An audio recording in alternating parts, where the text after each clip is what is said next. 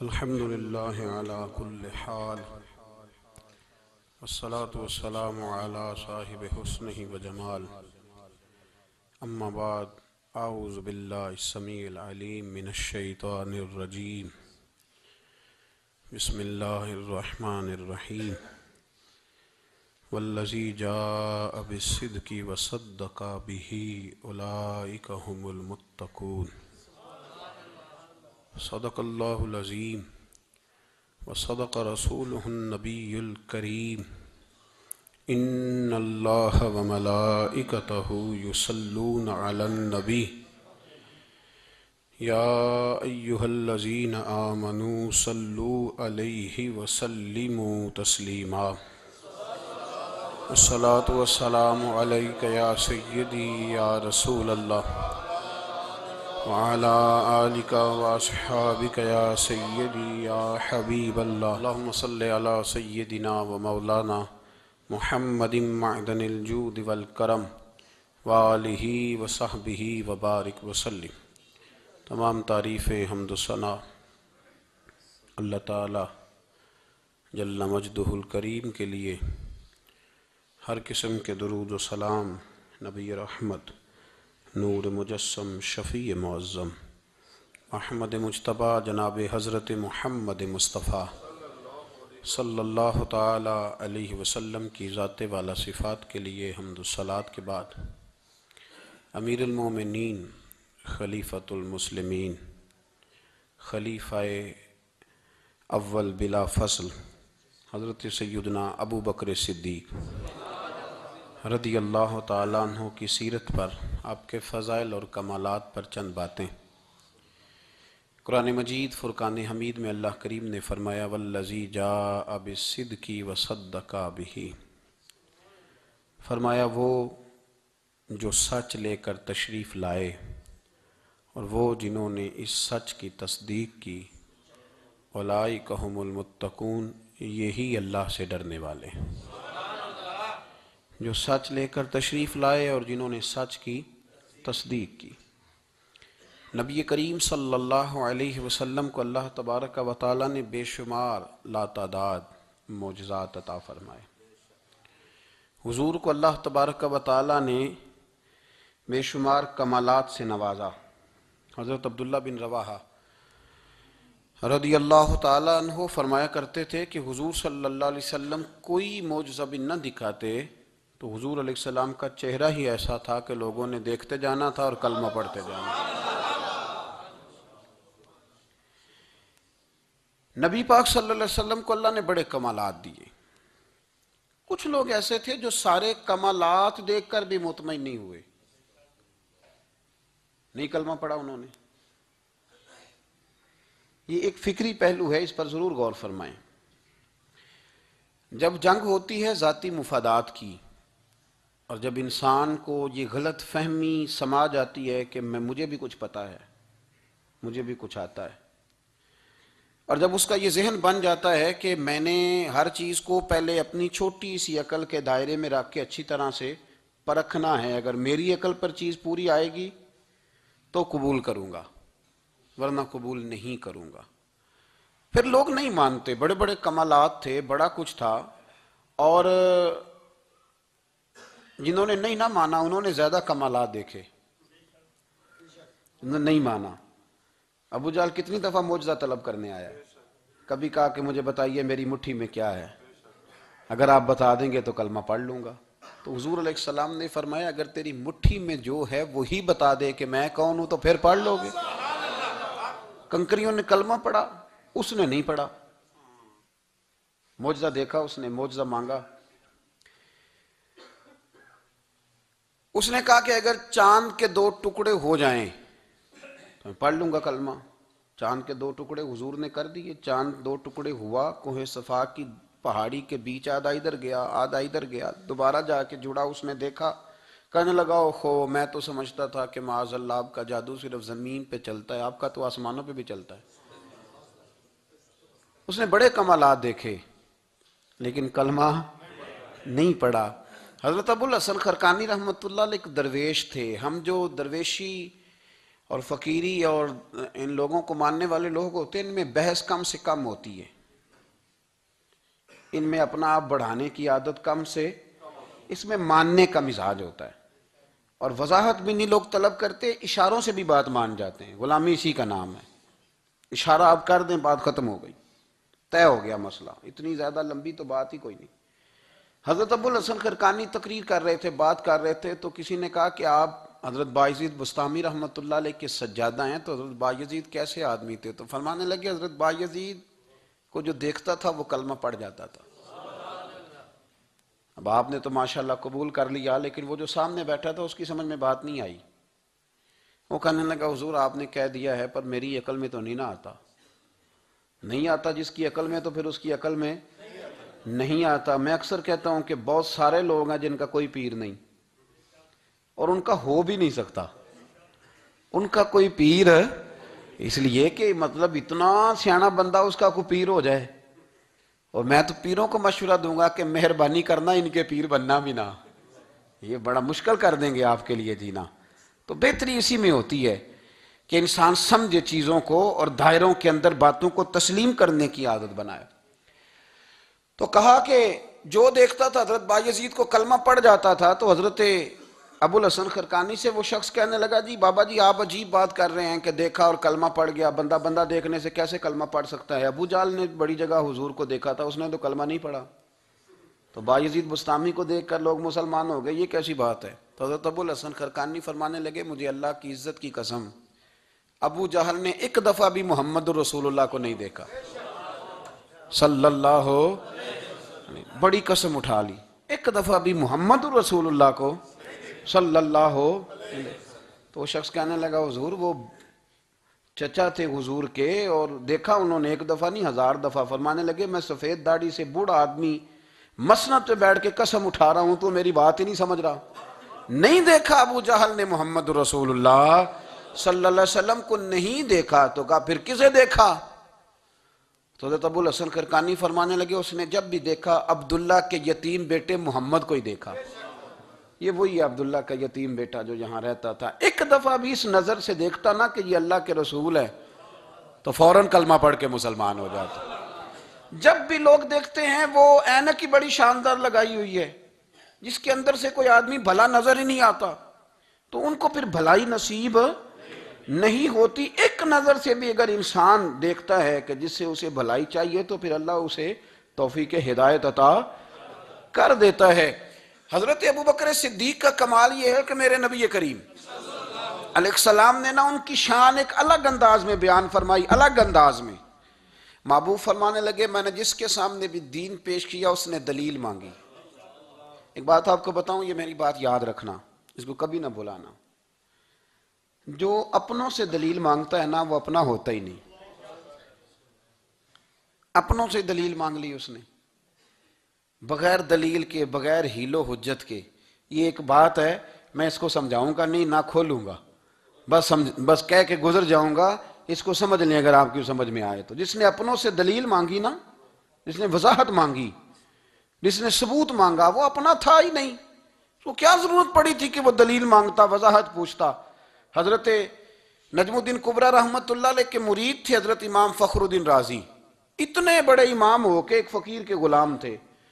تو فرماتے ہیں آخری وقت آیا تو شیطان آ گیا، میں اس کو کہتا تھا رب ہے، تو شیطان بھی تو بڑا عالم ہے نا، تو وہ دلیل توڑ دیتا تھا۔ فرماتے ہیں میں نے 360 دلیلیں دی، اس نے ساری توڑ دی۔ تو پھر میں نے اپنے شیخ کی طرف توجہ کی، میں نے کہا حضور کو نظر کرم فرمائیں۔ تو شیخ نجم الدین کبریٰ فرمانے لگے اس بے ایمان کو کہہ دے میں اپنے رب کو بغیر کسی دلیل کے رب مانتا ہوں، دلیل کی ضرورت ہی نہیں، بس میرا رب ہے تو رب ہے، ختم ہو گئی بات۔ نبی رحمت علیہ السلام فرمانے لگے میں نے جس کے سامنے بھی دین پیش کیا اس نے دلیل مانگی، فرمایا یہ واحد میرا ابو بکر صدیق ہے، میں نے اسے کہا ہے کلمہ پڑھ لو، اس نے دلیل مانگی نہیں، فوراً ہی کلمہ پڑھ کے مسلمان ہو گیا۔ کوئی دلیل نہیں، کوئی معجزہ نہیں، کوئی طلب نہیں، کوئی شے نہیں۔ ساری زندگی مطمئن ہی نہیں ہو پائے لوگ، ساری زندگی اطمینان ہی نہیں ہو سکا، اس کو بھی سنا، اس کو بھی سنا، اس سے بھی سوال پوچھا، اس سے بھی پوچھا۔ بھئی تو نہیں، تو مطمئن ہونا نہیں چاہتا، تو بحث کرنے کے لیے علم سیکھ رہا ہے، اس نے عمل کرنے کے لیے سیکھنا ہوتا ہے، اس کو تو ایک حرف ہی بڑا کافی ہوتا ہے، تو ایک لفظ کی ضرورت ہوتی ہے، ایک جملے میں ساری زندگی لوگ گزار دیتے ہیں۔ حضرت ابوبکر صدیق رضی اللہ تعالیٰ عنہ نے بحث والا دروازہ نہیں کھولا، حضور نے کہا کلمہ پڑھو تو انہوں نے کلمہ پڑھا اور مسلمان ہو گئے، کوئی دلیل، کوئی وضاحت، کسی چیز کی کوئی حاجت، ختم ہو گئی بات۔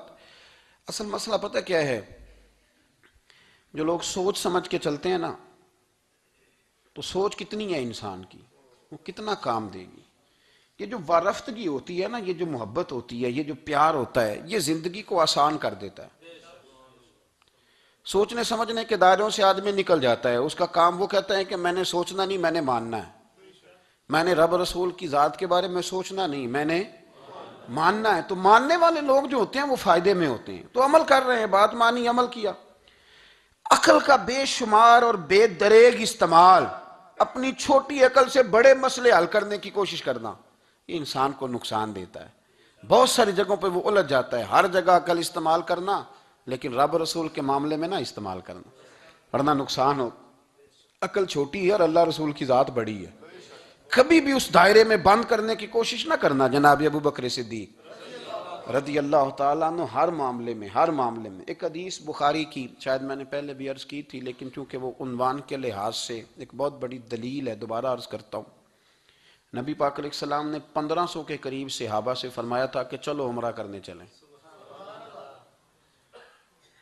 عمرہ کرنے جب ہم جاتے ہیں نا تو ہمارے گلے میں پھول بھی ڈالے جاتے ہیں، اور آپ کو پتہ ہے بتانا بھی پڑتا ہے لوگوں کو کہ میں عمرہ کرنے جا رہا ہوں، پھر روٹی بھی پکتی ہے، پھر سب رشتہ داروں کو پتہ بھی چل جاتا ہے، اور بندہ چلا جائے ایئرپورٹ تو احرام باندھا ہو نا تو پتہ چلے نا فلائٹ تو 24 گھنٹے لیٹ ہے، تو جن کو حکم ہے نا کہ تم نے سی بھی نہیں کرنی وہ بھی روڑے اٹھا لیتے ہیں، احرام باندھا ہوا ہے، حکم ہے کہ اب تم نے کوئی جھگڑا، کوئی لڑائی، کوئی فساد، تو ایئرپورٹ پہ لوگ روڑے اٹھا لیتے ہیں، کہتے ہیں ہم ایئرپورٹ بھی توڑیں گے اور فلائٹ کا جو عملہ ہے اس کا گریبان بھی پکڑیں گے، بڑا کچھ ہی دنیا کرتی ہے۔ اور اگر کسی کے پیر صاحب نے کہا ہو چلو عمرہ کریں، اللہ اکبر، اور پھر ایئرپورٹ پہ جا کے پتہ چلے کہ پیر صاحب کے ساتھ تو دھوکہ ہو گیا، بندہ غلط نکلا ہے، پیری مریدی قائم رہے گی؟ سوال ہی نہیں پیدا ہوتا۔ میرے ساتھ ایک سنگی نے ایک دفعہ بات کی، کہنے لگا جی پیر صاحب کامل نہیں، میں نے کہا کیا غلطی ان میں پائی جاتی ہے؟ کہتے میں انہوں نے پوچھ کے باہر دے پیسے جمع کرائے سن تو میرا کام نہیں بنیا۔ میں کہ تو پیر پڑھ لیا، تیرے تو کوئی نجومی پڑھنا چاہیے تھا، وہ نجومی ہونا چاہیے تھا تیرے لیے تاکہ وہ اچھی طرح غور کرتا ہے۔ جی آپ کو پتہ ہے نا اہل سنت میں کتابیں بھی نکلتی ہیں، کئی لوگ کہتے ہیں جی کوئی کتاب کٹ کے دسو، میں کہ انہوں کسی لکھی نہیں تو کٹیے کی تو وہ کون سی کتاب ہے جو آپ کہہ رہے ہیں نکالیں اور ذرا بتائیں کہ فلانا کام میرے لیے ٹھیک رہے گا کہ نہیں۔ ایک استخارہ ہے دین میں، اور استخارے کا بھی بابت معاملہ یہ ہے کہ آپ نے استخارہ کر لیا، اس کے بعد بھی آپ حتمی فیصلہ نہیں کریں گے۔ بزرگ کہتے ہیں کہ استخارہ کر کے بھی یہ کہو کہ جی میری سمجھ میں یہ آیا ہے، باقی حقیقتوں کا علم اللہ جانے، اللہ کا رسول جانے صلی اللہ علیہ وسلم، حقیقتوں وہی جانتے ہیں۔ تو الجھے نہیں زندگی میں۔ 1500 کے قریب صحابہ تھے، حضور نے فرمایا احرام باندھو بھائی، عمرہ کرنا ہے۔ حدیبیہ کے مقام پہ گئے تو قریش مکہ نے روک لیا، نہیں کرنے دیں گے۔ جب بات بہت آگے بڑھی تو پھر شرطیں لکھی گئیں، شرطیں بڑی سخت ہیں کہ جو مسلمان مکے سے مدینے آئے گا مدینے والے واپس کریں گے، اور اگر کوئی مسلمان مدینے سے مکے چلا گیا تو مکے والے واپس نہیں کریں گے، ہم ان کے لوگ دیں گے، وہ ہمارا بندہ دیں گے نہیں۔ یہ شرطیں تھی، صحابہ پریشان تھے۔ اب جب شرطیں طے ہو گئیں، شرطیں بھی سخت ہیں، نبی کریم علیہ السلام نے فرمایا بھی احرام کھول دو، فلائٹ کل نہیں جانی، پرسوں نہیں جانی، یعنی ہم اس سفر میں عمرہ کار ہی نہیں رہے، احرام کھول دو۔ تو امام زرقانی کہتے ہیں سب لوگ پریشان تھے، سب سے پہلے حضرت ابوبکر صدیق اٹھے، سب سے پہلے اٹھے، اٹھ کے احرام کھولا۔ ایک شخص نے کہا آپ کو بڑی جلدی ہے، تو آپ فرمانے لگے جلدی والی بات ہی کوئی نہیں، حضور کے کہنے پر باندھا تھا، نبی پاک کے کہنے پر کھول دیا ہے، ختم ہو گئی بات۔ حضور نے فرمایا باندھ لو تو ہم نے باندھ لیا، حضور نے کہا کھول دو تو ہم نے کھول دی، جلدی والی کیا بات ہوئی؟ صحیح بخاری کے لفظ ہیں، حضرت عمر کہتے ہیں کہ میری سمجھ میں بات نہیں آتی تھی، دب کے صلح کیوں کریں، ہم تو 313 تھے، تو ہم نے بدر میں ان کو بھگا دیا تھا، اب تو ہم 1500 ہیں، تو ہم ان سے قتال کریں گے، لڑائی کریں گے، جنگ ہوگی۔ حضرت عمر فاروق رضی اللہ تعالیٰ عنہ فرماتے ہیں حضور نے شرطیں طے کر لیں، بات لکھی گئی، میں نبی پاک کے حجرے میں داخل ہوا، خیمہ لگا ہوا تھا، میں نے جاتے ہی اپنے جذبہ جہاد کا اظہار کیا اور بڑے جلال میں، یا رسول اللہ آپ سچے رسول ہیں؟ بالکل سچا ہوں، قرآن سچا ہے، بالکل سچا ہے، اسلام سچا ہے، بالکل سچا ہے، حضور ہم دب کے صلح کیوں کریں؟ تو نبی کریم علیہ السلام نے فرمایا عمر تجھے تیری ماں روئے، میں اللہ کا رسول ہوں، میں وہی کہتا ہوں جو میرا رب مجھے حکم ارشاد فرماتا ہے۔ کہتے میں نے فوراً عرض کی یا رسول اللہ صلی اللہ علیہ وسلم آپ نے فرمایا نہیں تھا کہ عمرہ کریں گے؟ تو حضور نے فرمایا کہا تو عمرہ کریں گے، یہ تو نہیں کہا تھا کہ اسی سال ہی کریں گے، کریں گے تو کریں گے۔ جناب عمر کہتے میں واپس تو آ گیا پر وہ میرے اندر جو جذبہ جہاد تھا ابھی ٹھنڈا نہیں ہوا۔ چند قدموں کے فاصلے پہ ابو بکر صدیق کا خیمہ تھا، کہتے میں ان کے خیمے میں جھک گیا، وہی سوال میں نے دہرائے، وہی میں نے کہا عمر ابو بکر یہ سچے رسول ہیں؟ کہا بالکل سچے ہیں، قرآن سچا ہے، سچا ہے، اسلام سچا ہے، سچا ہے، تو پھر ہم دب کے صلح کیوں کریں؟ جناب عمر فرماتے ہیں میں قربان جاؤں ابو بکر کے لفظوں میں بھی فرق کوئی نہیں آیا، حروف بھی اتنے ہی جتنے نبی کریم نے ادا کیے تھے۔ حضرت ابو بکر فرمانے لگے عمر تجھے تیری ماں روئے، وہ اللہ کے رسول ہیں، مرضی سے بات نہیں کرتے، وہی کہتے ہیں جو رب انہیں حکم ارشاد فرماتا ہے، بئی نہیں وہی لفظ۔ فرماتے میں نے فوراً کہا، میں نے کہا ابو بکر حضور نے فرمایا نہیں تھا کہ عمرہ کریں گے؟ تو کہتے ہیں وہی لفظ، وہی حرف، وہی انداز، وہی طریقہ، وہی سلیقہ، وہی انداز تکلم، بالکل حضور کی اتباع میں اسی انداز میں فرمانے لگے عمر حضور نے فرمایا تھا عمرہ کریں گے، یہ تو نہیں فرمایا تھا کہ اسی سال ہی کریں گے، کریں گے تو انشاءاللہ کریں گے۔ فرماتے ہیں میں واپس آ کے بیٹھا تو حضرت عمر کہتے ہیں جب میرا غصہ اترا نا تو پھر میرے اندر سے آواز آئی کہ عمر ذرا غور تو کر، تو ابو بکر کے ایمان تک کبھی نہیں پہنچ سکتا، اس تک تیری رسائی نہیں ہو سکتی۔ میرے بھائی اتنی بحثیں ہیں ہمارے زمانے میں، اتنا الجھاؤ ہے، اتنا الجھاؤ ہے، یعنی ہر بندہ رائے کا اظہار کرنا ضروری سمجھتا ہے، ہر بندہ کہتا ہے جی میرے خیال میں، ہر بندہ کہتا ہے جی میرا ذہن یہ ہے، بلکہ کچھ تو کہتے ہیں میں اندر کی خبر نہ دوں آپ کو، یعنی اب پتہ نہیں اس کے پاس اندر کی خبریں کیسے آئی ہیں، وہ سمجھ میں نہیں آتی بات۔ کچھ لوگ کہتے ہیں 35-40 سال ہو گئے جی علماء کو سن رہا ہوں، تو میں کہتا ہوں کہ میرا تو خیال ہے کہ 35 دن بھی بندہ کسی کو سن لے تو سیاںا ہو جاتا ہے، تو 35 سال سے اگر آپ کی سمجھ میں نہیں آئے تو پھر زمین ہی بنجر ہے، پھر مہربانی کریں یہ ٹائلیں کھیڑ کے نا تو نیچے سے کچی زمین نکالیں تاکہ کوئی بات سمجھ میں آئے۔ اگر 40 سال ہو گئے، 40 سال، میں ایک اجتماع میں حاضر تھا، ابھی بھی میں عرض کر رہا تھا، تو وہ صاحب مجھے کہنے لگے کہ حضرت صاحب میں نے نا فلاں عالم کو بھی بلایا، فلاں کو بھی بلایا، فلاں کو بھی بلایا، فلاں کو بھی بلایا، اب آپ کو بلایا ہے، تو اس طرح کر کے میرے ساتھ رویے ہیں، بڑا الحمدللہ پیار ہے۔ تو میں نے ان سے پوچھا آپ نماز پڑھتے ہیں؟ انہوں نے لگا نہیں، کچھ اور باتیں پوچھی تو جواب نفی میں آیا، تو میں نے کہا کہ اب آپ نے مہربانی کرنی ہے اتنے علماء کا نام نہیں لینا، کیونکہ پھر تو بزرگوں کے بارے میں لوگ شک کریں گے کہ انہوں نے اس کو دیا کیا ہے۔ تو ایک بزرگ کی بات سنتے ہیں تو کئی دنوں تک وہی ہمیں بڑا تر و تازہ رکھتی ہے، اور آپ کو اتنے عرصہ ہو گیا تو آپ نے حاصل کیا کیا ہے؟ صرف باتوں کا گورکھ دھندا، لفظوں کا ہیر پھیر، جملوں کا الٹ پلٹ کرنا، یہ زندگی ہے؟ یہ زندگی ہے صرف باتیں کیلو کال سن لی آ گئے؟ نہ، اسے ذرا آگے نکلیں، عمل کب کرنا ہے؟ میرے بھائی یہ بحثیں، یہ ابحاث، یہ لمبے چوڑے معاملات، یہ طے، بزرگوں میں نا ایک صنف ہے مرید ہونا اور ایک ہوتا ہے طالب ہونا، یہ دو باتیں، یعنی آپ کہیں گئے اس کے مرید ہو گئے تو پھر کسی اور جگہ کسی بزرگ سے نسبت ہوئی تو وہاں آپ طالب۔ میرے پاس کچھ لوگ آتے ہیں کہتے ہیں آپ طالب کر لیں، تو میں کہتا ہوں آپ مہربانی کریں ایک کی نوکری کریں، وہ بڑی مشکل ہے تو جگہ جگہ پہ جانے کی کیا ضرورت ہے؟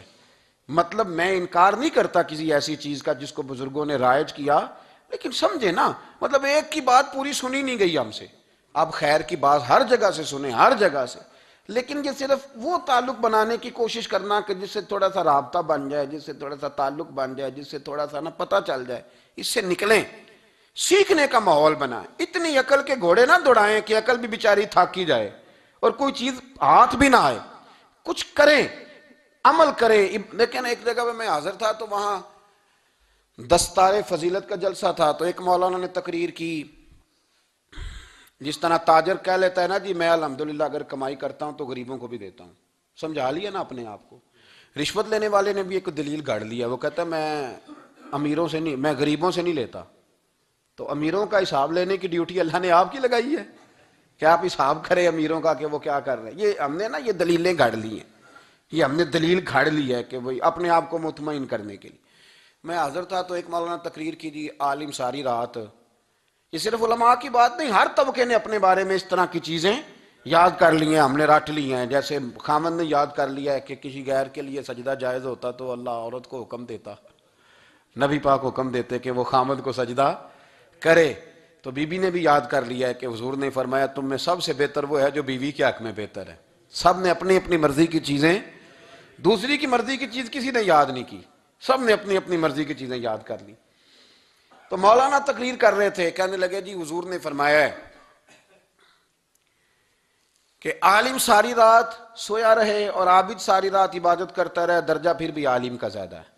پھر دوسرے آئے, انہوں نے بھی اسی حدیث پہ بات کی. تیسرے آئے تو انہوں نے بھی اسی حدیث پہ بات کی. تو میرا نمبر آیا تو میں نے کہا جی یہ جو حدیث آپ سنا رہے ہیں نا, یہ حدیث بالکل ٹھیک ہے, بالکل ٹھیک ہے کہ عالم ساری رات عشاء پڑھ کے سوئے, فجر کے وقت اٹھ کے فجر پڑھے, اور عابد ساری رات نماز پڑھے, تو درجہ پھر بھی عالم کا زیادہ ہے. بالکل ایسے ہی ہے, بلکہ ایک حدیث میں تو یہ ہے کہ 70 عابد بھی عبادت کریں اور عالم سویا رہے, تو ان 70 سے سونے والے عالم کا درجہ. یہ بات بالکل ٹھیک ہے, لیکن میں نے کہا اس کا بھی خیال رکھو کہ یہ حدیث غوث پاک کو بھی آتی تھی, یہ غوث پاک کو بھی آتی تھی حدیث, اور بڑے عالم تھے, پر وہ تو عشاء پڑھ کے مصلی پہ بیٹھتے تھے اور فجر تک مصلی پہ بیٹھے رہتے تھے.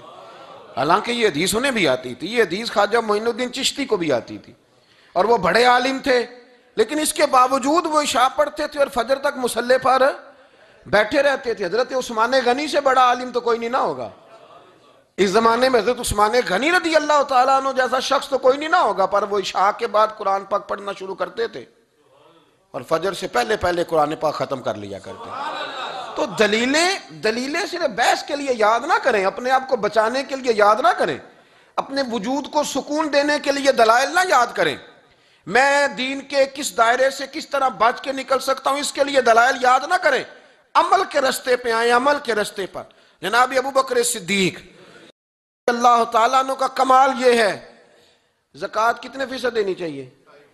چلے اللہ تعالیٰ شکر ہے, 3-4 لوگوں کو تو پتہ ہی ہے نا جی, باقی بھی ان سے سن کے یاد کر لیں. کتنے فیصد ہے؟ اللہ آپ کو خوش رکھے. اب کچھ اور نے بھی پروگرام بنا لے. کتنی جی؟ چلو اب ٹھیک ہو گیا, 2.5% ہے نا جی. آپ یقین کریں کسی تاجر سے آپ بات کر کے دیکھ لیں, 6 گھنٹے مناظرے کے بعد وہ مانتا ہے کہ 2.5% دوں گا. میں صحیح کہہ رہا ہوں آپ کو. وہ کہتے ہیں جی وہ تو ٹھیک ہے لیکن کچھ قرضہ بھی ہے, 2.5% زکوٰۃ ہے وہ تو ٹھیک ہے لیکن ہو سکتا ہے میری بہن بھی حصہ مانگ ہی لے, پیسوں میں سے اس کا بھی نکلتا, کیونکہ پروگرام نہیں نا جی, ارادہ نہیں. زکوٰۃ 2.5% ہے تو کہتے ہیں جی وہ نا میں نے تولا ہے سونا, پورا نہیں بنتا ابھی, وہ تھوڑی سی کمی ہے. یہ اس وقت دلائل ہیں, اس وقت ابحاث ہیں جب دینے کا پروگرام. اور تاجروں نے اب ایک نیا سلسلہ شروع کی, کہتے تھوڑی تھوڑی سارا سال ہی دیتا رہتا ہوں, تھوڑی تھوڑی کر کے. آپ نے جس سے 5 کروڑ روپیہ لینا ہو وہ اگر کہے کہ 10,000 مہینے کا لے لو, لے لیتے ہو؟ ہمارے فقہاء نے تو یہ لکھا ہے کہ جب زکوٰۃ دو نا تو ایک آدمی کو ساری دو. حضرت عمر بن عبدالعزیز رحمۃ اللہ علیہ کے زمانے میں ایک آدمی کو لوگوں نے زکوٰۃ دی تو اتنی دے دی کہ اگلے سال وہ خود زکوٰۃ دے رہا تھا, بہت بڑا کاروبار اس نے سٹارٹ کر لیا تھا. معیار نہیں ہے نا جی تھوڑی تھوڑی دیتا رہتا ہوں. کئی لوگ ایسا کرتے ہیں کہ دکان میں جو پرانی چیزیں ہوتی ہیں وہ زکوٰۃ کے دور پہ دینی شروع کر دیتے, جو مال نہیں بیک رہا اس کو زکوٰۃ بنا دو. کیوں؟ دینے کا پروگرام نہیں. حضرت ابو بکر صدیق رضی اللہ, ذرا زندگی دیکھو, کہتے ہیں جس دن کلمہ پڑھا 40,000 دینار تھے, اور کلمہ پڑھے ابھی مجھے چند مہینے گزرے تھے, سارے مصطفیٰ کے قدموں پہ قربان کر دیے. پھر مال کمایا, پھر 4,000 دینار تھے, 4,000. جس دن ہجرت کے لیے نکلا 4,000 تھے. انہیں بھی پتا تھا 2.5% دینا چاہیے, ان کی بھی بیٹیاں تھیں, جوان بھی تھیں, چھوٹی بھی تھیں, ان کے بھی بچے تھے, لیکن دین کو ضرورت ہے. میرے رسول پاک صلی اللہ علیہ وسلم کے دین کو حاجت ہے. تو فرماتے ہیں اشرفیاں تھیں میرے گھر میں, پیسے تھے, درہم تھے, دینار تھے. میرے والد بوڑھے تھے, ان کو خیال تھا کہ ابو بکر ساری دولت نہ لے جائیں. تو حضرت اسماء بنت ابی بکر سے جناب ابو بکر صدیق نے کہا کہ اس طرح کرنا, ایک گڑا چھوٹا سا تھا, گڑا ٹویا, اس میں پیسے ہوتے تھے. فرمایا اس میں روڑے رکھ دینا, اوپر ٹاٹ ڈال دینا, والد نابینا ہے, اگر پوچھے نا پیسے تو ان کا وہاں ہاتھ لگا دینا, انہیں پتہ چلے ابو بکر سارا مال لے کے نہیں گیا، فرماتے میں ہجرت پہ جانے لگا تو 4000 سارے ہی لے گیا، سارا مال ہی یار 2.5% کے لیے رٹا پڑا ہوا ہے، 2.5% کے لیے لوگ بحث کر رہے ہیں، 2.5% کے لیے دلائل چاہیے، کئی مفتیان کرام سے پوچھیں گے، پھر پروگرام بنائیں گے دینا ہے کہ نہیں دینا۔ اور جس دن تبوک کے لیے میرے مصطفیٰ کریم نے اعلان کیا، جناب صدیق اکبر فرماتے ہیں شے کوئی نہیں تھی، غربت کے دن تھے، کمزوریاں تھیں، مال اس دن کاروباری حالات کم تھے، یہاں لوگوں کا کاروبار جب ڈاؤن ہوتا ہے تو سب سے پہلے مسجد کا 200 بند کرتے ہیں، سب سے پہلے مدرسے کا بند کرتے ہیں، سب سے پہلے خواہش کرتے ہیں کہ وہ جو غریب کو جاتا ہے نا اس کو بند کرو، یہ زیادہ نقصان دے رہا ہے۔ حضرت ابو بکر صدیق رضی اللہ تعالیٰ عنہ فرماتے ہیں حالات خراب تھے، جیب دیکھی تو اتنے پیسے ہی نہیں تھے کہ مصطفیٰ کریم کو پیش کر سکوں، تو پھر کیا کیا؟ امام جلال الدین سیوطی کہتے ہیں ابو بکر صدیق نے نا گھر کے اندر کپڑا بچھایا، اور پھر صدیق اکبر نے کیا کیا کہ توا بھی رکھا، برتن بھی رکھے، اس پہ چولہا بھی رکھا۔ ابو بکر صدیق نے اس کے اوپر گھر والوں سے کہا کہ ایک ایک جوڑا پہن لو، ادھر دیکھو میری طرف، ایک ایک جوڑا پہن لو، اور باقی نا سارے جوڑے بھی یہاں رکھو۔ اور پھر جب لوگ بچوں نے دیکھا نا کہ ابا تو کپڑے بھی رکھوا رہا ہے، کیا بنے گا؟ فرمایا تمہیں تو ایک ایک جوڑے کی اجازت دے رہا ہوں نا، ذرا میری طرف دیکھو۔ خود اندر گئے تو ٹاٹ کا لباس پہن کے کپڑے بھی اتار کے رکھ دیے، کپڑے بھی اتار کے زمین اسی میں رکھے، سارا کچھ باندھا، لباس ٹاٹ کا تن تندور تے ہڈاں دا بالن تے اسی ہاواں نال تپایا، کپ کپ مکیاں پیڑے کیتے، اتوں عشق پلے تھل لایا، تن دا سالن من دی ہانڈی لون صبر دا پایا، غلام فریدہ وے میں ساری تیری، تینوں وجہ یقین نہیں آیا؟ ہر چیز لپیٹ کے نا تو نبی کریم کی بارگاہ میں لے گئے، ہر چیز۔ میرے محبوب کا بھی انداز دیکھو، فرمایا ماں اب کہتا لے اہلے کا، گھر بھی کچھ چھوڑ کے آئے ہو؟ دیکھیں ادھر دیکھیں، جب کوئی لاتا تھا تو حضور فرماتے تھے کیا لے کے آئے ہو؟ یہ کیا ہے؟ یہ پوچھا جاتا ہے کہ یہ پوچھا جاتا ہے گھر کیا ہے؟ بھئی آپ کو کسی نے کوئی تحفہ دیا تو شاپر کھول کے تحفہ دیکھیں گے یا پوچھیں گے گھر کیا ہے؟ لیکن میرے رسول پاک کے لفظ دیکھیں، فرمایا ماں اب کہتا لے اہلے کا۔ ابو بکر سجنا گھر کیا چھوڑ کے آئے ہو؟ تو رو پڑے، کہنے لگے یا رسول اللہ میں کوئی غریب تو نہیں، میں بڑا مالدار ہوں۔ اب کہتا لہم اللہ و رسول، گھر اللہ بھی چھوڑ آیا ہوں، اللہ کا رسول بھی چھوڑ آیا۔ حضور میں کوئی کنگال نہیں، میں مصطفیٰ والا ہوں، میں کوئی غریب نہیں، میں نبی والا ہوں، میں رب رسول کو گھر چھوڑ آیا ہوں۔ میرے مصطفیٰ کریم علیہ السلام فرمانے لگے تیرے پیچھے جبریل امین کھڑے، اور انہوں نے ٹاٹ کا لباس پہنا ہوا ہے، اور تیرے آنے سے پہلے وہ آ گئے تھے۔ تو میں نے پوچھا جبریل یہ بوریے کا لباس؟ عرض کی یا رسول اللہ ابو بکر نے پہنا ہے تو رب کو اتنا پسند آیا سارے فرشتوں کو پہنا دیا ہے، سارے فرشتوں کو پہنا دیا، سارے فرشتوں۔ ذرا یہ لذت تو لیں بات کی، جب 2.5% پہ جھگڑا ہوتا ہے نا تو پھر نماز میں مزہ نہیں آتا، جب تو 2.5% پہ بھی اڑا رہتا ہے نا پھر درود و سلام پڑھتے پڑھتے طبیعت معاذ اللہ پریشان ہوتی ہے۔ جب الجھے ہوئے پھر مسائل اور ہیں۔ پھر میرے محبوب کریم بولے، میں ابو بکر رب کریم نے ایک پیغام بھی بھیجا ہے۔ یا رسول اللہ وہ کیا؟ فرمایا رب فرماتا ہے کہ ابو بکر سے پوچھ کے بتائیں کہ اس حال میں وہ رب سے راضی ہے کہ ناراض ہے؟ یہاں اقبال بولے، کہنے لگے خودی کو کر بلند اتنا، خودی کو کر، یہ وہ درجہ ہے، یہ وہ مقام ہے، خودی کو کر بلند اتنا کہ ہر تقدیر سے پہلے پھر خدا بندے سے خود پوچھے بتا تیری رضا کیا ہے؟ فرمایا رب پوچھتا ہے آپ راضی ہیں کہ ناراض ہیں؟ تو پھر ابو بکر صدیق بھی کھول کے روئے، کہا یا رسول اللہ میں کل بھی اپنے رب سے بڑا ہی راضی تھا، میں آج بھی اپنے رب سے بڑا ہی راضی ہوں۔ یہاں لوگ لے کے بھی نہیں راضی ہوتے، ابو بکر سارا کچھ دے کے بڑے ہی راضی ہیں، سارا کچھ دے کے۔ شریعت کا قاعدہ ہے کہ سارا مال آپ اللہ کے رستے میں نہیں دے سکتے، قانون شریعت ہے۔ حضرت ابی بن کعب نے کہا تھا یا رسول اللہ سارا دینا ہے، فرمایا نام بھائی چوتھا حصہ دے، 3 حصے بچوں کو دے۔ حضرت ابو لبابہ نے کہا تھا میں اس پر دلائل دے سکتا ہوں، احادیث موجود ہیں، حضور سارا مال دینا ہے، فرمایا نام بھائی چوتھا حصہ دے، 3 حصے بچوں کو دے۔ حضرت سعد بن ابی وقاص نے کہا تھا یا رسول اللہ صلی اللہ علیہ وسلم میری ایک ہی بیٹی ہے، سارا اللہ کے رستے میں دیتا ہوں، فرمایا نہ 3 حصے بیٹی کو، چوتھا حصہ دے، تیرے بچے لوگوں کے ہاتھ دیکھے میں گوارا نہیں کرتا۔ ان سے کہا کہ چوتھا حصہ دو تب قبول کروں گا۔ ابو بکر صدیق سے فرمایا تو سارے لے آ، تیرا سارا ہی قبول ہے، تو سارے لے آ تیرا۔ اور ایک لفظ حدیث میں ایسا ہے، آپ یقین کریں، غلام ہوں کسی فقیر کا، تو جب میں اس کو پڑھتا ہوں نا تو آپے سے بات باہر نکل جاتی ہے۔ حضور کا ایک فرمان ہے، جب اس پر توجہ آتی ہے نا تو مطلب یہ کہ لفظ جو ہے نا وہ ٹوٹ جاتے ہیں، بکھر جاتے ہیں، اور دل کہتا ہے کہ نہیں، یہ جو ہے نا یہ معراج ہے، یہ اصل ہے، یہ حقیقت ہے۔ وہ ترمذی کے لفظ ہے، پر آپ یقین کریں کہ لگتا یہ ہے کہ دنیا محبت ساری سمٹ گئی اس میں۔ نبی کریم علیہ السلام فرمانے لگے مجھے کسی کے مال نے اتنا نفع ہی نہیں دیا جتنا ابو بکر صدیق کے مال نے دیا۔ اور پھر اگلے لفظ ایسے ہیں کہ روح وجد کرتی ہے۔ میرے کریم محبوب فرمانے لگے جس کا بھی مال آیا میں نے بیگانہ سمجھ کے خرچ کیا ہے، اور جب ابو بکر کا آیا ہے تو میں نے اپنا سمجھ کے خرچ کیا ہے، میں نے اپنا سمجھ کے، مجھے پتا ہے یہ شکوہ نہیں کرے گا، یہ شکایت، یعنی اس کو سارا بھی تروڑ مروڑ لوں گا تو اس کے لفظوں پر کبھی حرف۔ اور یار کچھ لوگ ہوتے ہیں جو 10 دیتے ہیں تو 20 جگہ بتاتے ہیں، جو کھانا کھلاتے ہیں تو ذکر کرتے ہیں، فرمائے اس کا مال میرا مال ہے، میرا، اس کو سارا توڑ کے کھا بھی جائیں گے تو یہ شکوہ نہیں کرے گا، یہ سارا میرا اپنا ہے۔ حضرت ابو بکر صدیق فوراً بول پڑے، عرض کی حضور جب میں آپ کا ہوں تو مال بھی تو آپ کا ہی ہے نا۔ یا رسول اللہ جب میں نے اپنا آپ نہیں بچا کے رکھا تو پھر مال۔ حضرت مولانا معین الواعظ کاشفی نے لکھا ہے، اچھا کئی دفعہ ایسے ہوتا ہے میں بات کوئی اور بیان کرنا چاہتا ہوں تو شروع معاملہ کسی اور طرف نکل جاتا ہے۔ مولانا معین الواعظ کاشفی نے لکھا ہے کہ وہ جو سانپ تھا نا غار ثور میں، وہ 600 سال سے بیٹھا ہوا تھا۔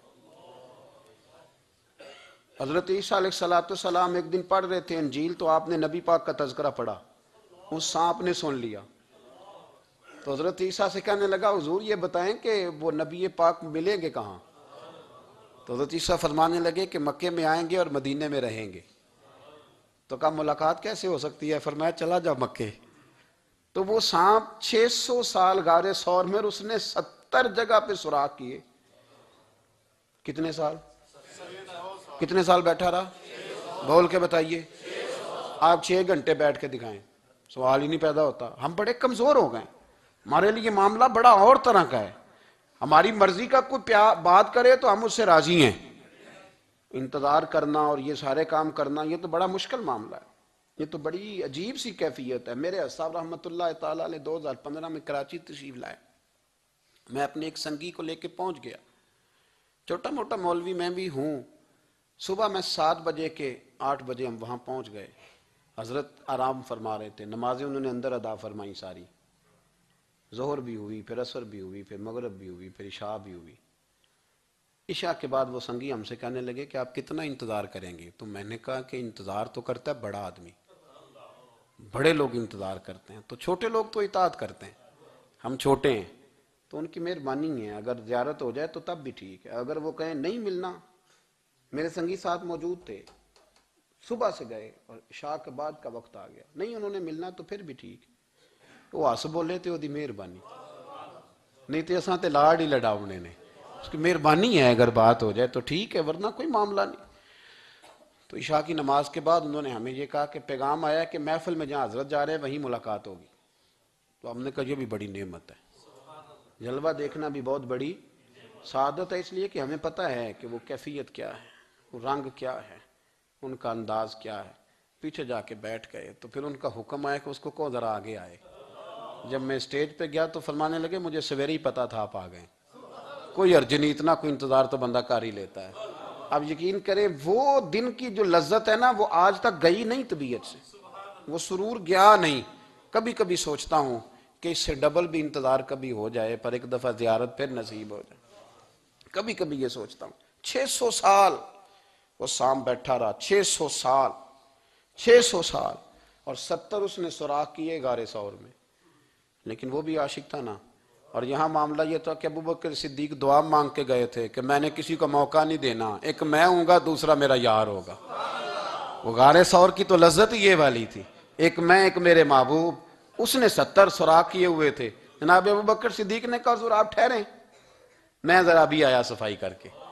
تو نبی کریم علیہ السلام رکے تو حضرت ابو بکر صدیق نے کہیں پگڑی پھاڑ کے رکھی، کہیں چادر پھاڑ کے رکھی، اتنے سوراخ بند کیے تو جو ایک رہ گیا وہاں ایڑی رکھ دی، تو اب وہ سام بھی شکوہ کرنے لگا کہ یار تو بھی کوئی نرالا ہی عاشق ہے کہ میں نے تو کسر ہی کوئی نہیں چھوڑی تھی، 70 سوراخ کیے تھے اور تو نے بھی کمال ہی کر دی ہے، یہ سارے ہی بند کر دیے، جو بچ گیا اس پیڑ ہی رکھ دی۔ اس نے پتہ نہیں کتنے ڈنگ مارے۔ سام کا جب ڈنگ لگتا ہے تو وجود میں بہت زیادہ گرمی پیدا ہوتی، گرمی۔ حضرت ابوبکر صدیق کے بارے میں ہمارے شارحین نے لکھا روئے نہیں، وجود اتنا گرم ہوا کہ آنسو ٹپک پڑے۔ نبی کریم صلی اللہ علیہ وسلم نے فرمایا ہٹا نا ذرا پیر، پھر انہوں نے ہٹایا تو میرے مصطفیٰ میں لعاب دہن لگایا۔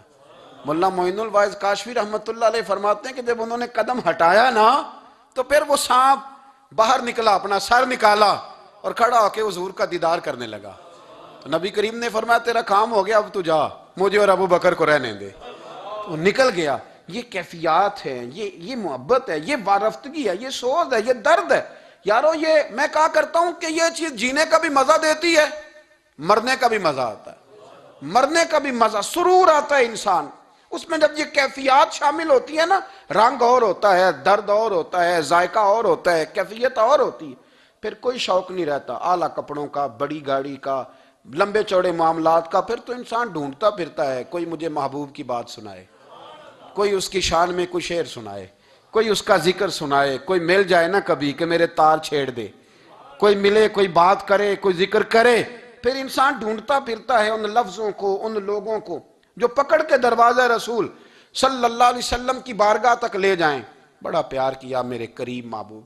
حضرت علی المرتضیٰ شیر خدا فرماتے میٹنگ بیٹھی تھی بدر والے دن، ہم بات کر رہے تھے خطرہ کہاں ہے، دلیر دلیر لوگوں کی ڈیوٹی کہاں لگائی جائے۔ شیر خدا بھی چاہ رہے تھے کہ میں وہاں ڈیوٹی دوں گا، تو کہتے ہیں سمجھ آئی کہ سب سے زیادہ خطرہ نبی کریم علیہ السلام کے عریش مبارک کا ہوگا، حضور کے خیمے کو، چھپر مبارک کو۔ قریش مکہ سب سے زیادہ حملے وہاں کریں گے جہاں حضور ٹھہرے ہوں گے۔ طے ہو رہا تھا کس کی ڈیوٹی لگائیں، کس کو وہاں ذمہ داری سونپیں۔ کہتے ہیں ہم بات کر رہے تھے اور میں تیار تھا وہاں جانے کو، اچانک ابو بکر صدیق آ گئے۔ کیا باتیں ہو رہی ہیں؟ تو ہم نے کہا جناب ہم پروگرام بنا رہے ہیں کہ وہاں ڈیوٹی کس نے کرنی ہے، تو فرمانے لگے یہ کرنے والی بات ہی کوئی نہیں، میں نے تو عرض کر بھی دیا نبی پاک کی بارگاہ میں کہ یا رسول اللہ یہاں ڈیوٹی میں ہی کروں گا۔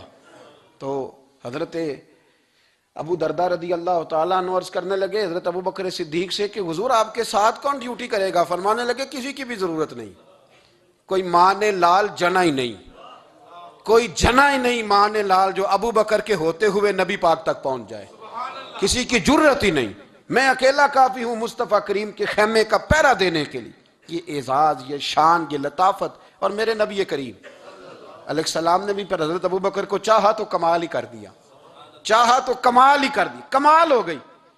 حضرت ابو دردہ کہتے ایک دن حضور علیہ السلام نے مجھے فرمایا ابو دردہ یہ تو نے آج کیا کیا ہے؟ حضور کیا ہوا؟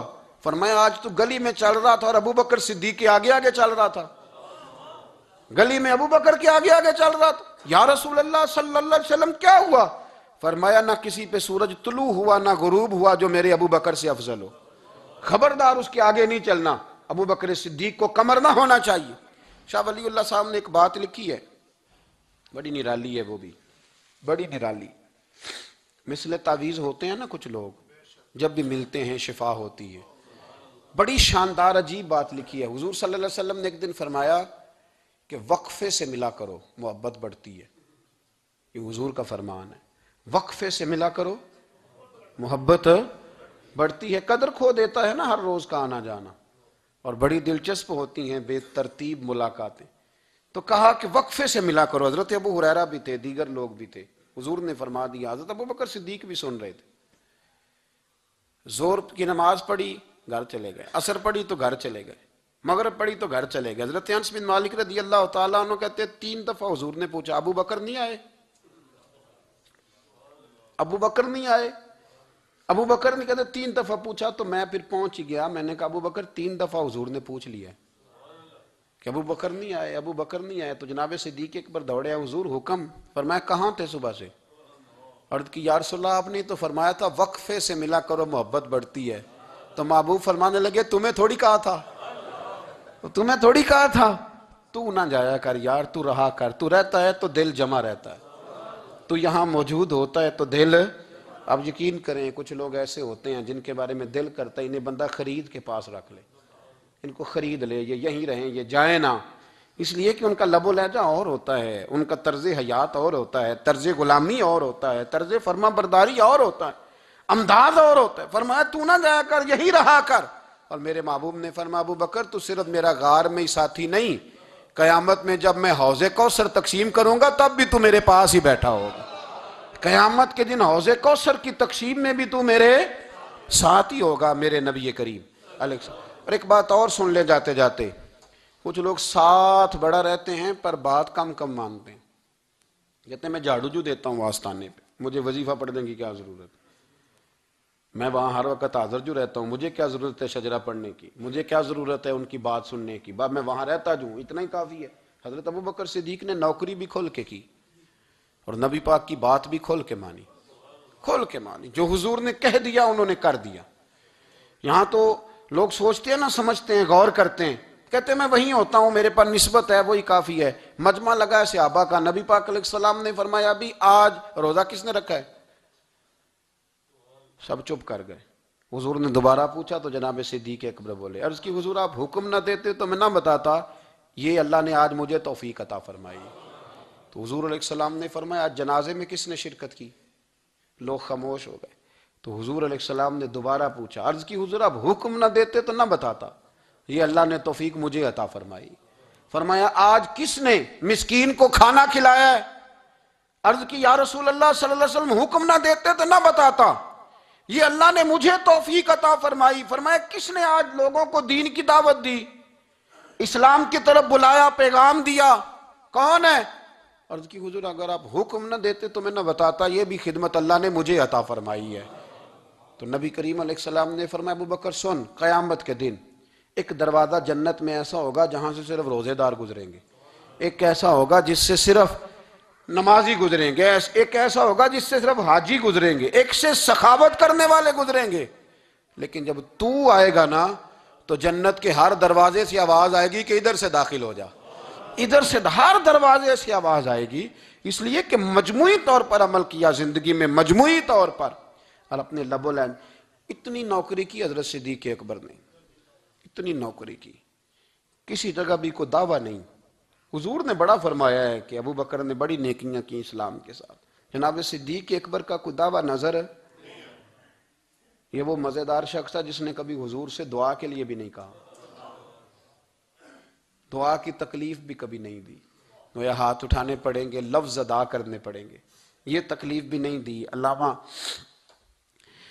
یوسف نبہانی علیہ رحمہ نے لکھا ہے کہ ایک دن حضرت صدیق اکبر نے سیدہ عائشہ صدیقہ سے کہا جس دن حضور کا موڈ مبارک، طبیعت مبارک بڑی اچھی دیکھو نا تو میری بخشش کی دعا کرا دینا۔ سیدہ عائشہ صدیقہ سے کہا، کوئی لفظ نہیں ادا کی، لوگوں کو لاتے، حضرت عثمان غنی نے ان کی تبلیغ پہ کلمہ پڑھا، حضرت طلحہ نے، حضرت زبیر نے، ان لوگوں کو لاتے اور لا کے نا انہیں آگے بٹھاتے، خود پیچھے بیٹھ جاتے، پیچھے۔ میرے بھائی دعا کے لیے بھی کبھی نہیں کہا، یہ وہ وفا ہے جس وفا کا دنیا میں کہیں بھی کوئی جواب موجود ہے۔ اپنے آپ کو مرتب کریں۔ ہم لوگ بڑی بے ترتیب زندگی گزارتے ہیں، بڑی بے ترتیب زندگی گزارتے ہیں۔ وہ ڈنگ ٹپاؤ پالیسی ہے کہ آج تھوڑا بہت کر لیں، اپنے آپ کو راضی کر لیں، جس طرح بچے کہتے ہیں کہ چلو آج کسی طریقے چھٹی کر لینا، آج کا دن تو گزرے، کل سکول کا ٹائم آئے گا تو دیکھی جائے گی۔ اس طرح نہ کریں، مرتب کریں اپنے آپ کو، اپنے آپ میں ترتیب دیں۔ ساری زندگی سامنے والے کی اخلاقیات ٹھیک کرتے اگر گزر جائے تو اپنا معاملہ رہ جاتا ہے۔ اچھی سوچ، اچھا رویہ، وفاداری والی زندگی۔ میں نے ایک جملہ کہا ہے، اگر آپ کی سمجھ میں آیا ہو، کہ اگر یہ عشق، یہ وارفتگی، یہ پیار، یہ وفا پیدا ہو تو جینے کا بھی مزہ آتا ہے اور مرنے کا بھی مزہ آتا ہے۔ پھر جینا مرنا بڑا لذت اور ذائقے والا ہو جاتا ہے۔ دعا ہے اللہ ہمیں ان کے فیض سے فیض یاب فرمائے۔ آخر دعوانا الحمدللہ۔